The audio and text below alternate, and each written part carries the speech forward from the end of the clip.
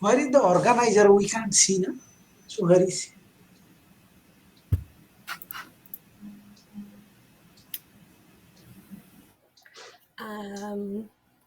Carrie, are you still here? Yes, I'm still here. We don't see the slide that open. Okay, 1 second.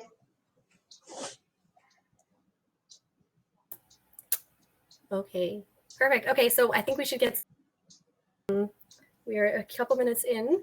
My name is Jennifer Petkovic. I coordinate the Campbell and Cochrane Equity Methods Group, and it's my pleasure to chair this session on equity and inclusion. Our first speaker is Johanna Choumert-Nkolo from EDI Global, and she'll be presenting some of her work on evidence for action. So I'm going to pass it over to you, Johanna. Thank you. Thank you. So I think you're still sharing your screen. I can't share mine. Yes, should be fine now.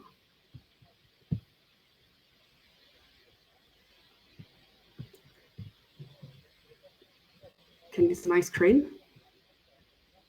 Yes, we can. Thank you. Okay, great. Thank you. Well, good morning and good afternoon, everyone. My name is Johanna. I'm the Director of Research at EDI Global, and I'm going to present you some ongoing work I'm conducting with my colleague from Mathematica about the introduction of gender-inclusive measures in census surveys. So in the United States, which is the focus of this study, population-level data on gender identity are not usually available, and this lack of gender-inclusive data restricts our capacity to understand and address inequities in access to healthcare, among other things. At the same time, other countries have recently made changes to their census questionnaire and now ask about the gender of respondents in addition to asking about the sex. So our aim in this study is to understand the processes that enable these changes and how we can translate these initiatives to the United States. So around the world, a lot of efforts are being made to address gender disparities. But one of the most serious difficulties is the inconsistency with which data for gender minority populations is collected. And it's only by having reliable data on gender minority populations that health agencies will be able to identify these groups, understand the health context, and target health programs to reach them.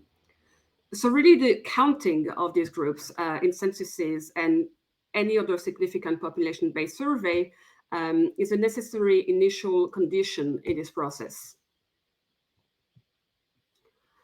So to achieve the goals of our study, we have organized our work around 4 specific research questions to ultimately identify potential strategies to establish a statistical standard for the gender question in the US. So as shown in the graph, challenges to establish statistical standards might emerge at many phases of the survey process, from instrument development through analysis. For instrument development, how should a gender question be phrased? Question ordering, how should it be translated in countries with multiple languages spoken, etc. And for the analysis phase, how to disaggregate, how to analyze data by gender, how to account for measurement errors, and so on. So the US can definitely learn a lot to address the challenges by using the experience of statistical bureaus in other countries, which have successfully implemented those non-binary gender items in their recent census, such as England, Wales, Argentina, and Canada. So to begin answering these research questions, we conducted a data review and a literature review to identify key conditions, contextual factors, variables, and outcomes in our case study locations, England, Wales, Argentina, and Canada. This has allowed us to identify a number of gaps in our understanding of the processes in these countries. And we are now starting a series of key informant interviews with statistical bureaus in the UK, Argentina, and Canada to fill in these gaps. And after this, we will conduct both within and cross-case analysis to extract learning from our case study sites and apply them to the American context. So this is still ongoing work, but there are a few interesting elements that emerge from our data and literature reviews. To begin with, the different practices across countries could be the result of various trajectories in the evolution of LGBTQ plus rights, as well as various sociopolitical contexts. And secondly, our initial research emphasizes the importance of testing and piloting new questions. A census is a major data collection exercise. And we found that countries that added a gender question on top of a sex question had done extensive research to understand the ins and outs, with a focus on the acceptability of the new question, on data comparability with previous census waves and with other national surveys, and also the quality of the information obtained. So in England and Wales, for instance, so the process is led by the ONS, the Office for National Statistics, and to assess the quality and acceptability of various versions of the sex and gender questions to prepare for the 2021 census, the ONS conducted extensive consultation with women's groups, transgender groups, LGBTQ groups, government agencies, academic institutions, and also data users. And what's interesting is that the ONS also used a wide range of different quantitative and qualitative testing tools that led us to select one standard for England and Wales, which differs from what has been chosen in Scotland, for instance, in Canada, for instance. So we're going to try to understand what led to adopting different practices in different countries. So like I said, this is still in progress, so more to come in the next couple of months, and I thank you for your attention. Perfect, thank you. So time for one question, if there's one quick question. There's a live Q&A button at the bottom. You can type your questions in there, or you can raise your hand and we can call on you. Just see if anything comes up.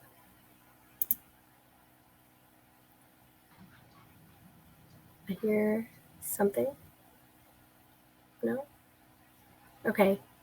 I would usually ask you a question, but I'm just a bit worried because we started a bit late. So I'm going to move on, but I'll come back if there's time at the end for questions across the panel. Okay, thank you so much. Our next presenter is Camila Perera, who's from UNICEF, and she'll be presenting a systematic of reviews about the impact of social protection on gender equality in low and middle income countries. So Camila? Thank you, Jennifer. One second while I share my screen.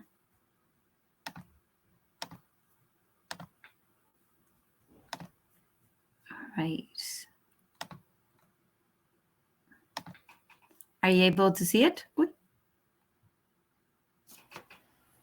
Yes, it's there. Excellent. So that's right. I'll be presenting the results and also like an overview of a systematic review of reviews conducted examining the impact of social protection programs on gender equality outcomes. So basically, we started with the notion that like more than half of the world's population is not effectively covered by any type of social protection benefits, and that in particular, women's coverage lags lag behind.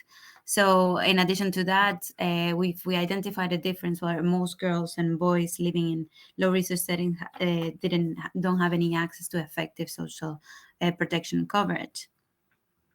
However, there's also an increased interest in this type of programs. In order to kind of know more about them and how they can be implemented, we wanted to know the gender differentiated impacts of these programs. Since the topic was so broad and we were looking at a wide range of countries and what different types of intervention, we decided to collect, appraise, and synthesize the evidence not from primary studies but from systematic reviews, and to kind of get to understand how these programs worked differentially for gender for women and men in low and middle income countries. So we looked extensively through the literature, looking at 19 databases and libraries. In terms of the systematic reviews that we looked at, we didn't focus on specific methodologies. We wanted to explore all qualitative, quantitative, or mixed methods studies within systematic reviews, kind of to again an understanding of the topic, as long as they kind of assess the effectiveness of these programs. And of course, it was necessary that these studies kind of looked into how it was differentiated by women, the impact were differentiated by women, men, girls, and boys, with obviously no age restrictions. In terms of outcomes, since gender equality spans such a wide range of outcomes, we had these broad outcome areas. So this included economic security and empowerment, health, education, as well as mental health and psychosocial well-being, safety and protection, and voice and agency. So after looking at a very wide range of studies, 6,000 systematic reviews, 6,265, we identified 70 high to medium quality systematic reviews. This means that we actually excluded low quality systematic reviews. We wanted to identify the best available evidence on this topic. And we find that the majority investigated a social assistance program. So this would include things like cash transfers, while 40% examined labor market programs. So programs that would allow people to either gain access or like keep themselves in the job market, followed by social insurance, and only a very few number of studies focusing on social care interventions. In terms of outcomes, most examine the impact of these social protection programs on health, specifically in things like maternal health. So 70% of studies identified focus on these outcome areas. And this was followed by economic security and empowerment. So for example, the impact on savings within the household, and education, such as school enrollment and attendance, as an example of this outcome.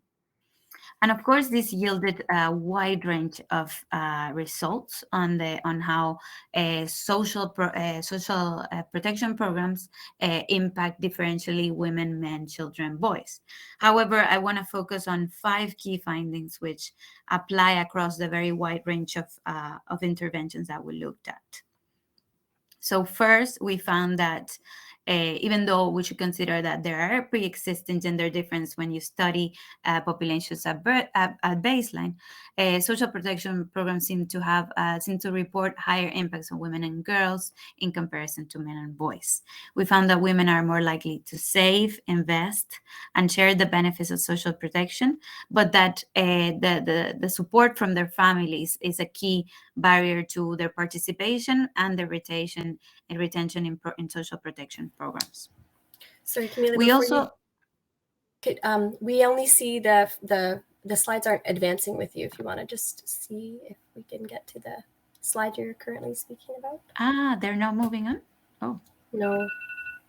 Oh, and there's a timer too. Well, it's okay. Is it now? Is it working now? Yes. Now we see key findings. You have you have 1 more minute. Don't worry. There we go. Well, where was I? Well, I only have 1 more slide. Okay, so a few more key findings. Well, we found that we didn't find that there was some kind of negative impact of social programs on any gender. We did find that there are adverse and unintended outcomes that have been attributed to design and implementation of these programs that should be considered.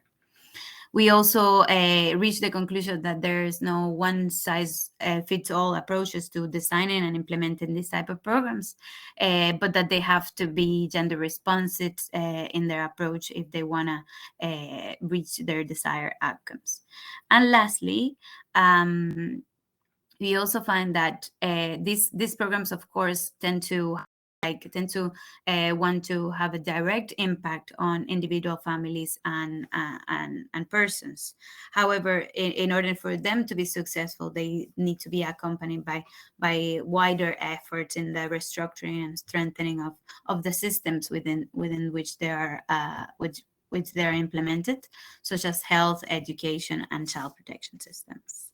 That's it for me. Sorry you couldn't see the rest of the slides. I hope it still made some sense. Jennifer, let me know if there's any questions or if we should proceed to the next presentation. Okay, thank you. Does anybody have any questions for Camila that we can put in the chat session, or you can unmute and ask?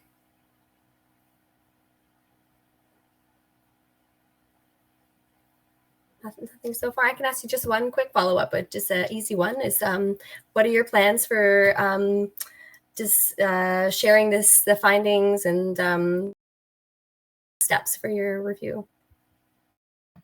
Thank you so much. So we published a review, so that a key step. In addition to that, this review is actually part of a wider program within UNICEF that it has gone on to actually implement programs. So programs that are meant to be like gender transformative and gender responsive social protection programs. So the lessons learned from these reviews have informed other parts of these as well. Yeah, those are the key main ways we have. Okay, thank you. Thank you. Okay. Our next presentation is, next presenter, is Carol Rivas from the University College London. And her presentation is including less formal emerging sources in a pandemic evidence synthesis to inform future care and support of disabled people from minoritized ethnic groups. So Carol, it's over to you. Thank you. So sharing. So I presume you. So yeah, so my talk is going to be more methodological than presenting findings. But so as you all know, during the pandemic, there's been an urgent need for rapid information, and a lot of the information out there was not peer reviewed, and because it had to get out there pretty quickly. And so the idea of using less formal sources in a systematic review was a way of coping with that situation. And we've done several reviews, or we're doing several reviews, as part of a larger study looking at the pandemic experiences of disabled people from minoritized ethnic groups. And you can see the study URL on that slide. As far as reviews are concerned, we've got two sister vaccine reviews considering what motivates people to accept or not take up the COVID-19 vaccines.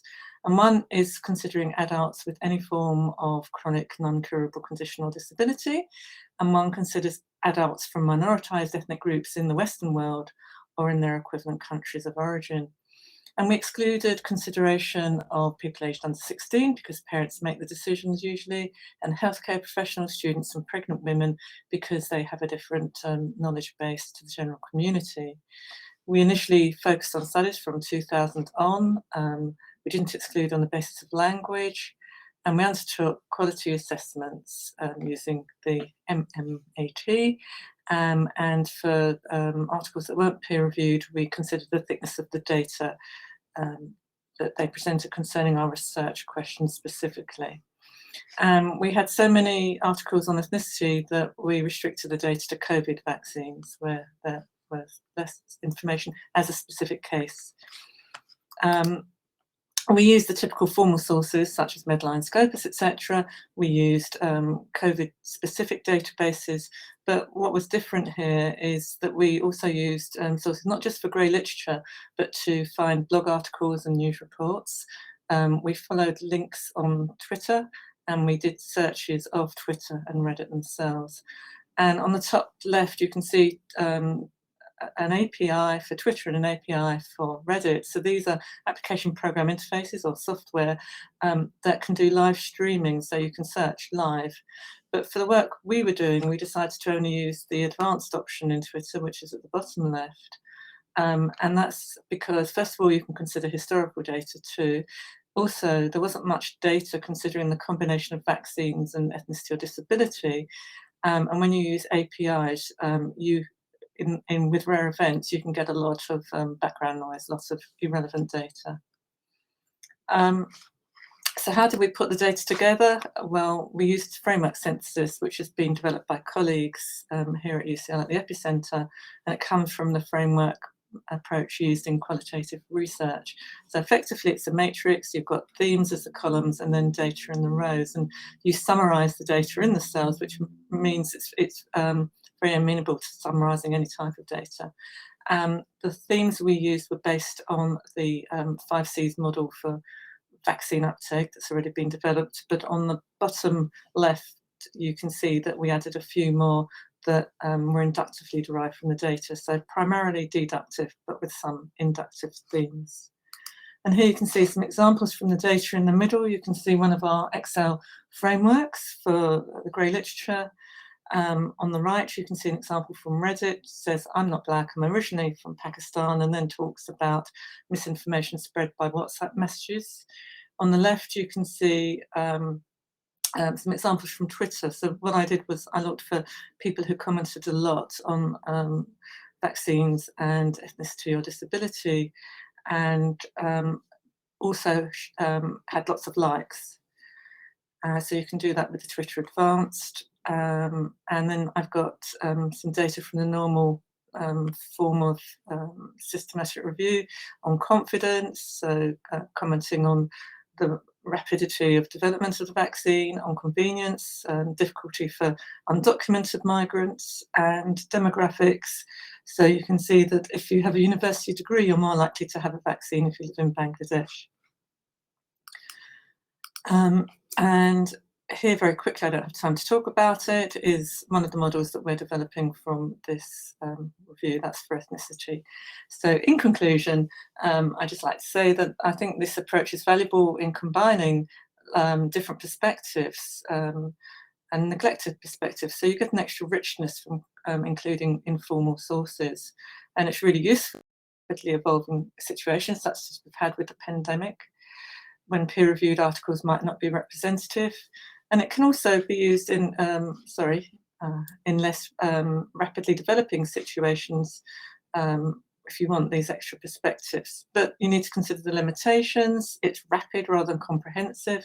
Using web searches for things like Twitter, Google, results depend on many things such as the time of day, the computer you've used, and so forth. We've assumed equality between scientific reports and less formal sources, but you do need to consider the different biases. Less formal sources tend more to extremes or atrocity stories. The framework approach compresses data, so to get some of the richness back, you do have to include quotes.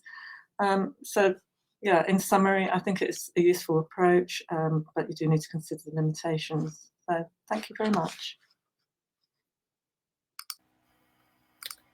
Thanks, Carol. That was really interesting. I'd like to see the full review when you have it ready.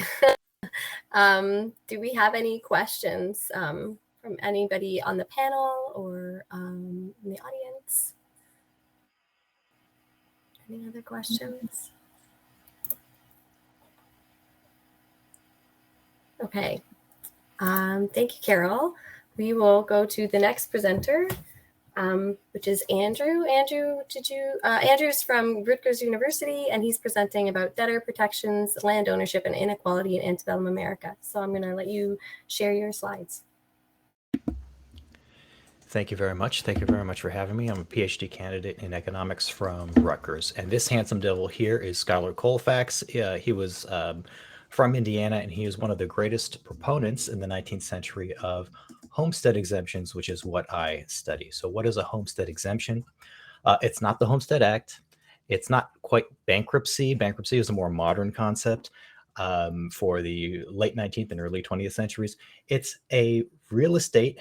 It's real estate by value or acreage that by law cannot be collected by creditors. Okay, it's debtor protection. These are state level laws. They were prompted by two crises, the crisis of 1837 and 1839. And they exist today, and they spread very quickly and very thoroughly throughout the United States. And so why would we think this is interesting? We would imagine that there are credit market effects because we can think of it as debtor insurance paid for by creditors, right? The pool of collateral shrinks. And so we can think of there being an insurance effect. If I'm a borrower and I'm getting this benefit, my assets are protected, I'm going to borrow more, right? But if I'm a creditor and I exist in this market, I'm going to lend less, right? So that's the limited commitment effect. And the evidence from throughout modern history of the United States, England, India, it tends to suggest that this hurts credit provision. So my question is, before the Civil War in the United States, how did this affect the credit market in the United States? Did credit volumes go up or down? And what were the inequality effects? Because we can imagine that there would be inequality effects. And what are the interesting regional differences? And this law or these laws were introduced in order to protect the small farmers in particular, and the little guy, the small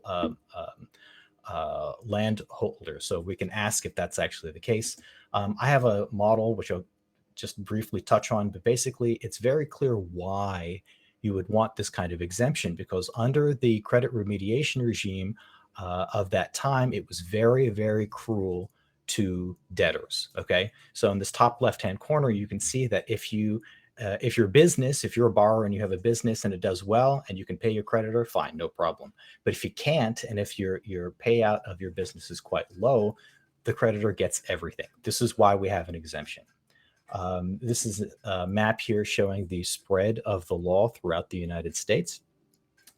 You can see that the red ones are places with the exemption, and the blue places are places without the exemption. You see that it's a little bit of clustering along the 37 parallel. This is in 1850. And the gradations are showing you a variable called distance. It's distance to the opposite treatment status, which I use for regression discontinuity. Just really quickly on the estimation and data, I'm comparing 1840 with 1850. 1850 is post the introduction of the law in those red places that we just saw. I'm using D&D, I'm using just regular binary treatment, but also I'm using the borders. And I'm looking for credit market effects, investment levels by types, wealth, wages versus capital values, bank aggregates, etc. And I'm also looking at other interesting things like population density, farm sizes. Migration is going to be a major confounder here. And so my overall results, I think, are very interesting from the point of view of inequality. It looks like wealth, real estate ownership, bank aggregates, the land, labor, relative prices, and most measures of investment are lower in the Midwest and the Northeast, where there's a higher emphasis on yeoman farmers, small independent farmers. In the South, the effects are more muted, okay? And I want to suggest in my more complicated model, which I don't have time to describe here, that has to do with the inequality effects of the exemption. The exemption exacerbates the inequality of loan provision in a credit market. And there are some other interesting effects as well.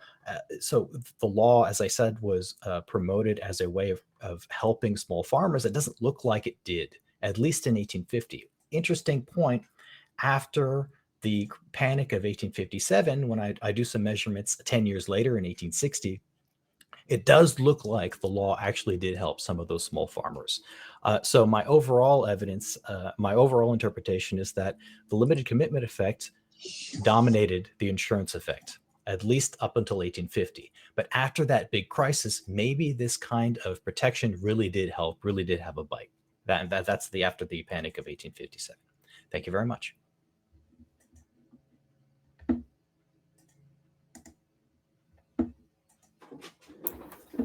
Thank you. That's a very different topic from the first three, so it's nice to have such a mix of topics in this session. Do we have any questions from the audience or from our panel members here before we move on? Oh, and Carol, yes, you have. I see one more comment about how it's been very interesting, the range of topics that we've covered. Okay, so thank you, Andrew. I will ask Pradeep Choudhury to present next. Yes, your microphone is working. We can hear you. Can you hear me? Yes, we can hear you. And my slide is visible? Oh, yes, there it is. Okay, so I will let you begin. Thank you. Now, I'm Pradeep Choudhury. I'm from India. I'm a faculty in economics in Jawaharlal Nehru University. So my idea is wage employment or self-employment, a gender analysis of graduates' choice for jobs in India. So before getting into what this paper gives, two important ideas, I want to bring that with the increase in the labor force, like females' participation in the labor market, like higher education, it is expected that more female will be there in the labor market. But there is a paradox in the Indian case where even with the increase in the females' education, their participation in the labor market is not actually growing at that rate. So that's an important point that I'm going to examine, where the male and female who are getting higher education from universities and colleges are going to. Are they going for wage employment or self-employment? Because self-employment is an important policy intervention by the government of India in the current years. So two important objectives of the study.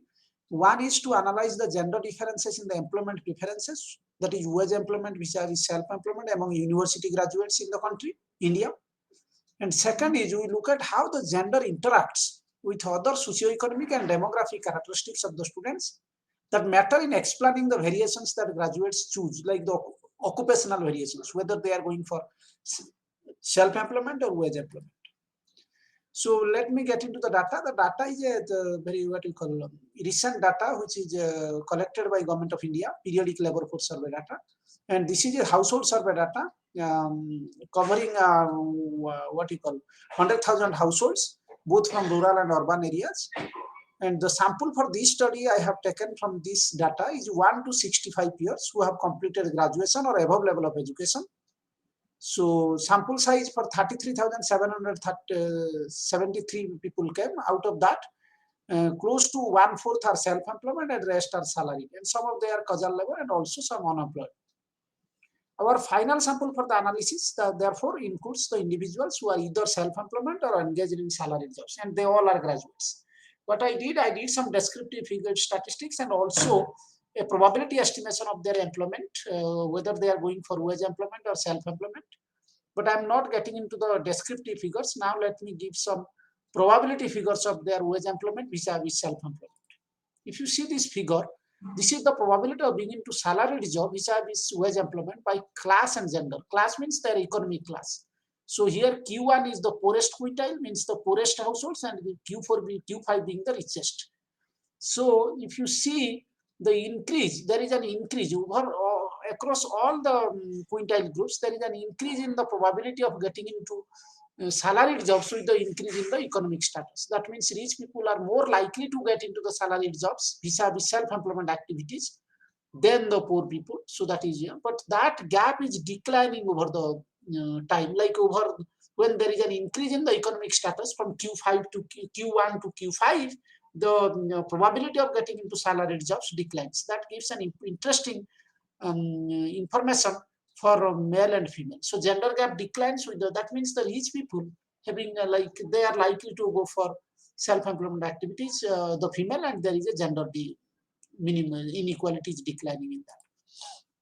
Let me get into the other idea that probability of being into salaried job by class, that is there, and gender, and also the education level. So whether you have UG undergraduate or postgraduate education or above, so how that actually determines your probability of getting into salaried jobs vis-a-vis with self-employment activity. So if you see at the top, in all the cases with the increase in economic status, it increases, as I said before. But if you see that the top, this is the female and postgraduate. So what is happening in this case, the female who are getting actually education, higher education, they are more inclined towards the salaried jobs instead of getting into self-employment activities. But what is the policy intervention now? Even if the government of India is trying to give self-employment opportunities to the women, particularly women and also to others, but that is not reflected in the practice. So that is actually the graduates are not giving interest to get into the self-employment activities. That's one important point that I want to highlight. There are several other things also. For instance, I looked at the probability of getting into salary vis-a-vis self-employment activities by age groups. So I found that youth, like recently passed out graduates, they are not actually getting interest to self-employment activities. They are still getting interest towards salaried jobs. So that there are some explanations I have given in the paper, like they are trying, that is salaried jobs gives a fixed salary and there are not much what we call state interventions towards giving opportunities for self-employment activities if they are at risk. Because if you are taking some self-employment activities, it is likely that you will be at risk. So who will minimize that risk? That they are not sure. Then let me tell you the major takeaways that I am trying to find from this. One important finding that I am trying to get is female graduates have significantly higher chances of getting employment in wage or salaried jobs over self-employment activities as compared to males. So females are actually trying to get into salaried jobs, and once they are not getting into salaried jobs, they are getting unemployed, but they are not preferring to get into self-employment activities. But what I see that there are stark differences by households' economic status and also region. Region in the sense rural and urban region. In rural areas, the women are less likely to get into the self-employment activities. Also, females with postgraduate degrees, if they are getting into higher education, they are getting more higher education, and with technical qualifications particularly, are more likely to be employed in salaried occupation. But it is expected that they should be getting into self-employment activities. But what I analyzed in this case, that self-employment activities are largely in the lower level, like in the informal sector. So the graduates who are getting higher education, they are actually not inclined towards self-employment activities. That is one important thing, and that actually gives to rethink the kind of policy that is being there in the Indian context. So in the final point on the policy front, what I am trying to say, it is important to interrogate where we are lacking in attracting graduates to join self-employment platforms. Because now there are some initiatives by the government of India also at the level of IT sector and several other innovative activities. But the women, particularly, and the youth, they are not actually getting interest towards that, which is a serious policy issue, and that needs to be understood very carefully. Thank you for listening this, and you can be in touch with me with this email. Thank you, Pradeep. We actually have a question. I can read it, but Andrew, you could jump in if you want to clarify anything. So why would self-employment be a policy goal? Is it about encouraging entrepreneurs? Very interesting question. There is recently the government of India has got a national education policy.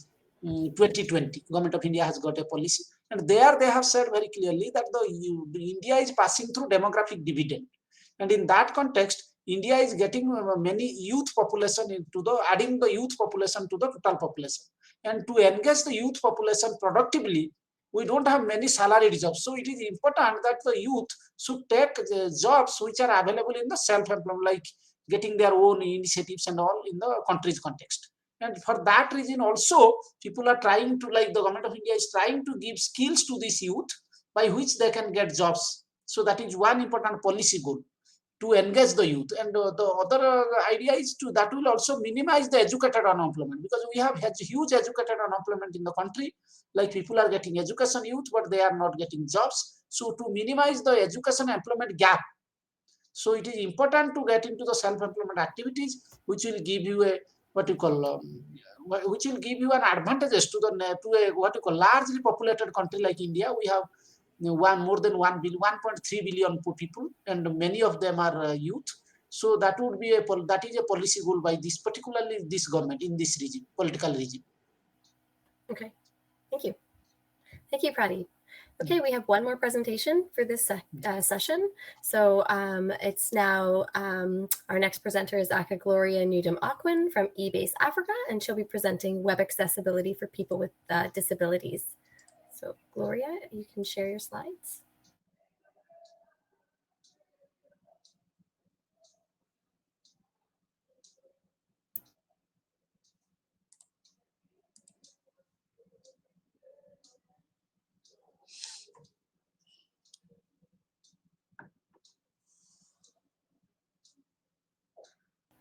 Oh, we can't hear you, Gloria.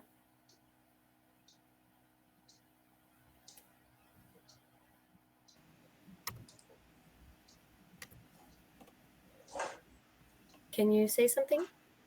Hello, can you hear me now? Yes, yeah, we can hear you now. Perfect. Okay, go for it. Okay.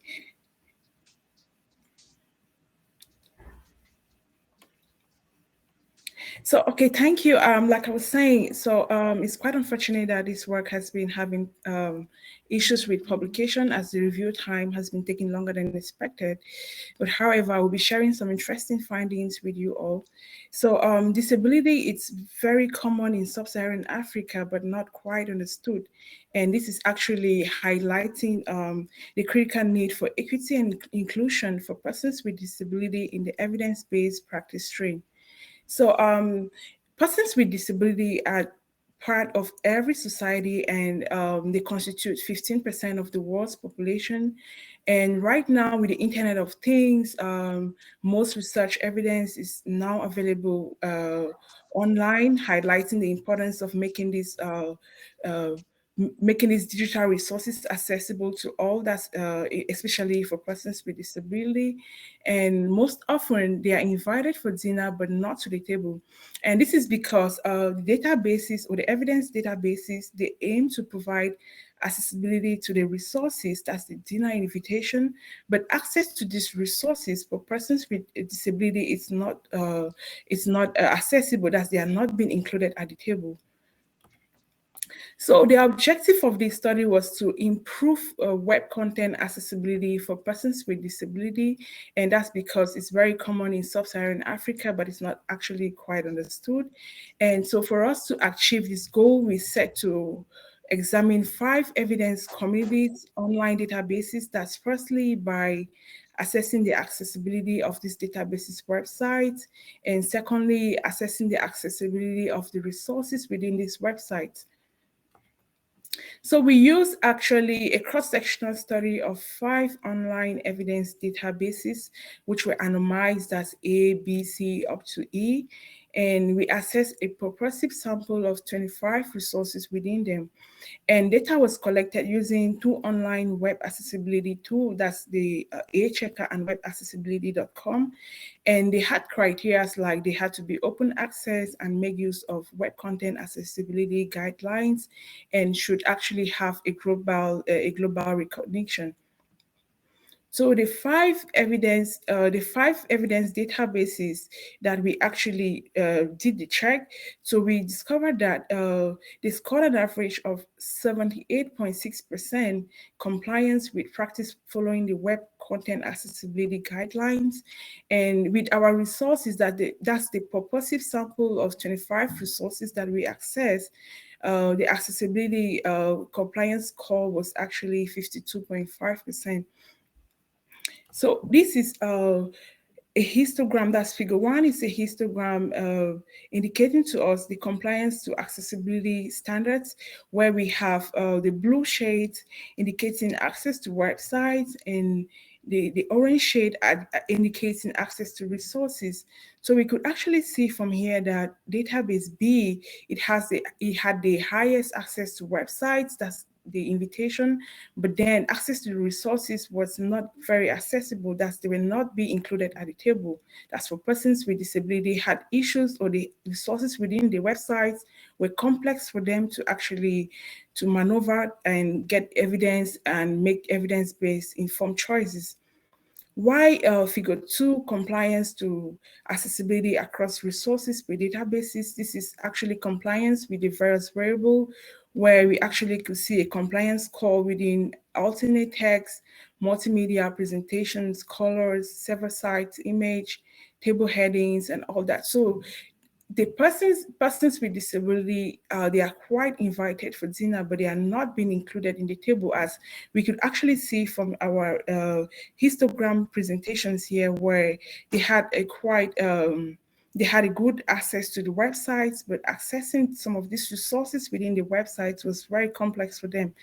And the truth is that the responsibility of making resources accessible for persons with disability lies in the hands of the editors. So the editors may actually want to insist with the authors to comply with the web content accessibility guidelines to make sure that the resources or the websites are actually accessible for persons with disability, and the resources within the websites are actually accessible for persons with disability.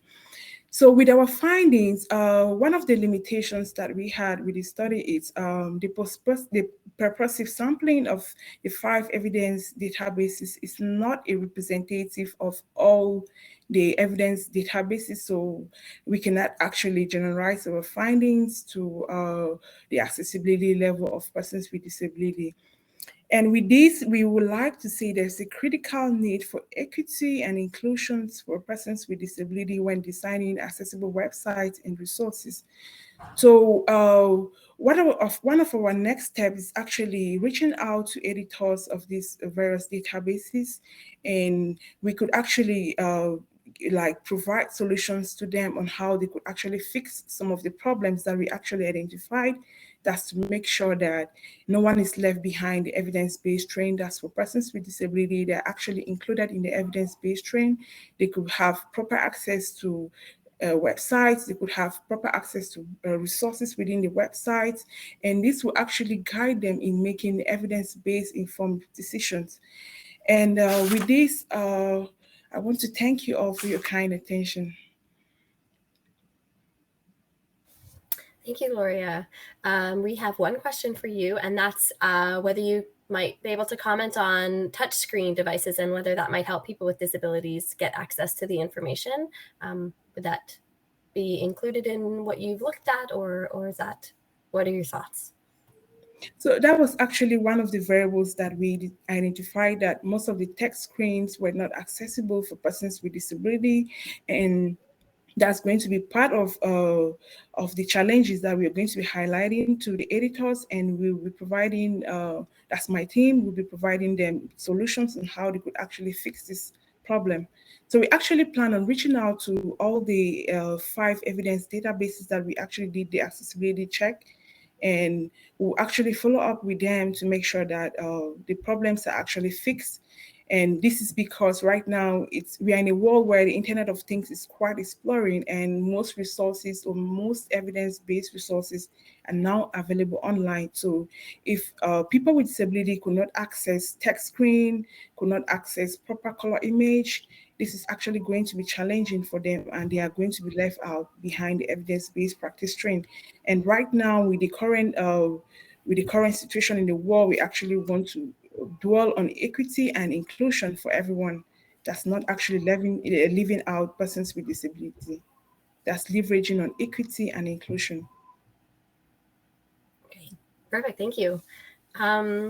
So we have a few extra minutes now, so even though we started late, we stayed on time, so thank you to our presenters.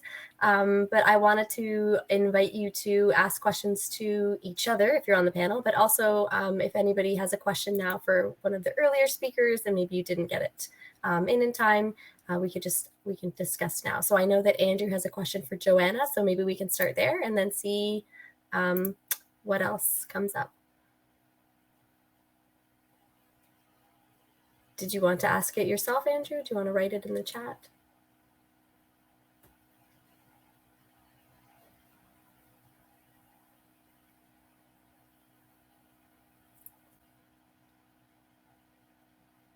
So,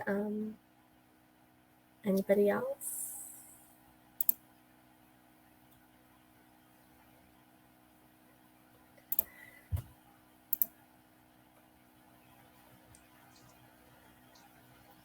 I hear somebody. Oh, okay, so I have a question. So, Johanna, the British Empire had a great difficulty categorizing people, including by caste in India. Has this experience informed the inclusion of gender questions in modern census?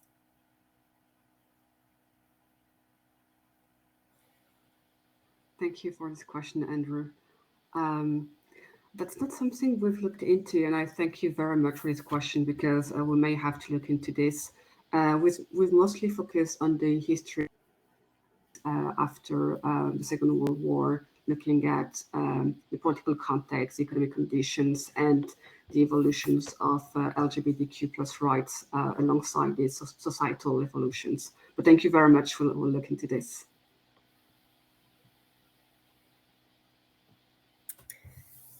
Thank you. Okay, so are there any other questions that anybody has? Any comments? No? Okay. Well, I'd like to thank all of our presenters, as those are really fascinating presentations, and you were able to share with us a lot of what you've been working on in a really limited amount of time, and that's quite impressive. And I think we can put up the final slide, Carrie, that we're supposed to have. Thank you for everything.